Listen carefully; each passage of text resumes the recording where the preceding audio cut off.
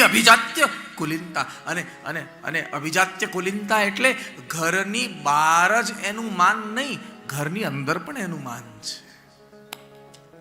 કારણ કે શિષ્ય છે બૃહસ્પતિના. શિષ્યો બૃહસ્પતેર સાક્ષાત.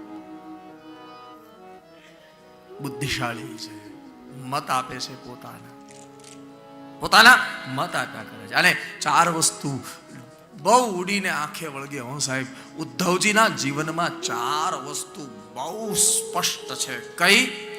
વેશ, પહેનાવા. તમે કોઈ પણ ચિત્રમાં જોશો કૃષ્ણ ને ઉદ્ધવ નો પહેનાવા એક હે દોનો કા. દેખ લો, વેશ. ભગવાન કૃષ્ણ ના ઉતરેલા કપડા ઉદ્ધવ પહેરે. આટલી મિત્રતા છે, આટલું સમર્પણ છે.